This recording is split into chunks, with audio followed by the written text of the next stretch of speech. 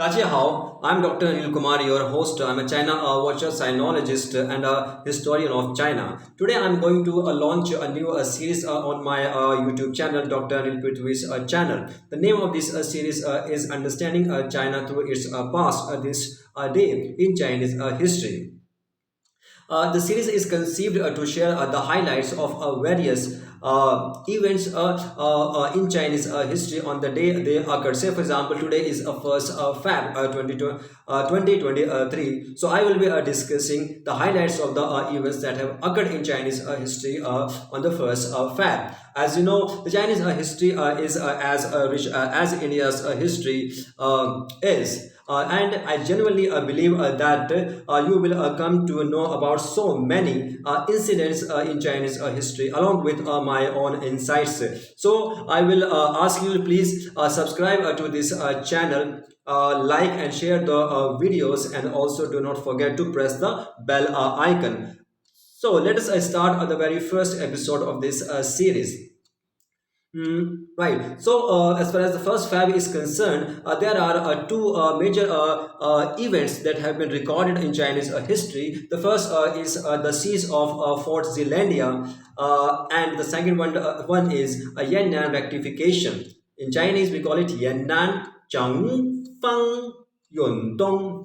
Right. By the way, the PPT of this video is given in the description box for you to access. Right. So let us start the discussion on the first historic incident, which is the siege of the Fort Zealandia. So on this day in 1662, with the siege of Fort Zealandia, the Dutch East India Company's rule over Taiwan from 1624 to 1662 ended. As we know, Taiwan in those times used to be called Formosa, a name given by the Portuguese, which means a beautiful island. Right. So the siege started on March 30, 1661, and ended on 1st Feb 1662 with the signing of a peace treaty between Dutch East India Company's governor Coet and Ming loyalist Koxinga from 1624 to 62. Through his presence on Taiwan, the Dutch East India Company traded with the Ming Empire in neighboring China and the Tokugawa shogunate in Japan, and also it interdicted Portuguese and Spanish trade and colonial activities in East Asia. Koxinga, who is also known as Chang Changkong, landed on the Formosa with a naval fleet of 200 ships in 1661 after the Ming lost mainland to the invading Qing forces. Koxinga then founded the kingdom of Ning from 1661 to 1683, which is regarded as the first predominantly Han Chinese state in Taiwanese history. The British called it Taiwan, Tyawa, and Taiwan.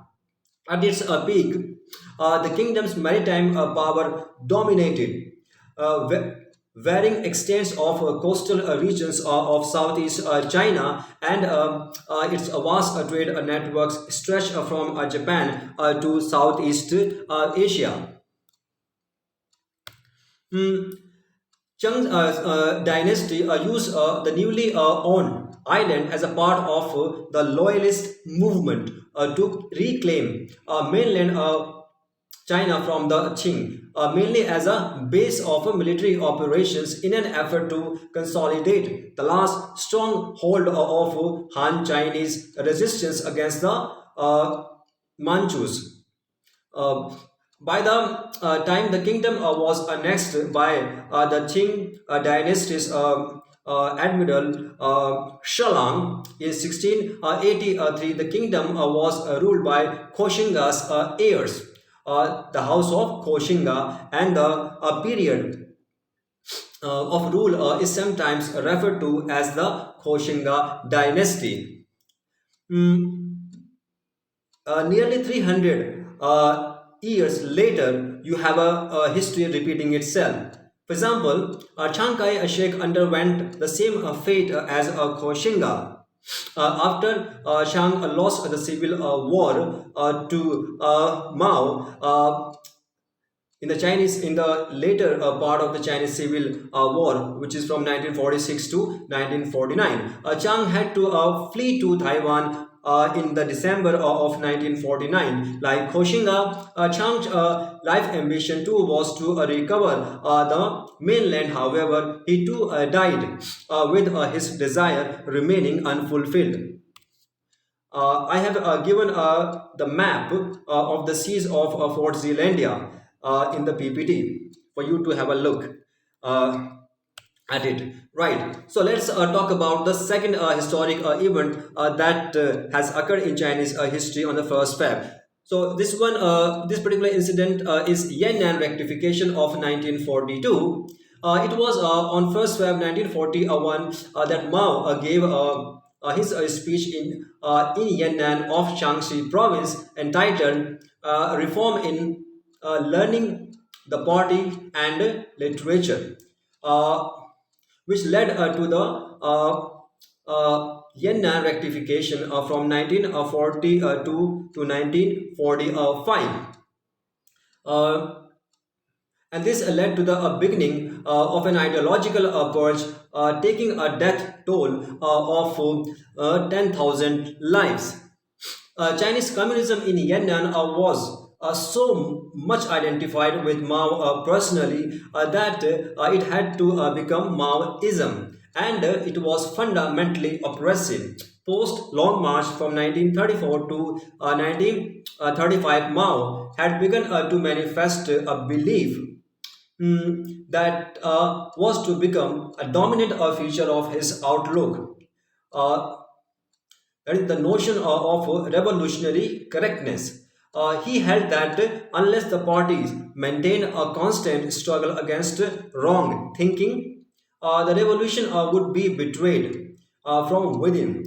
For Mao, an obvious danger was that those responsible for running the party would become a bureaucratic, self justifying elite. To fight this tendency, in 1942, Mao initiated a rectification of conduct campaign.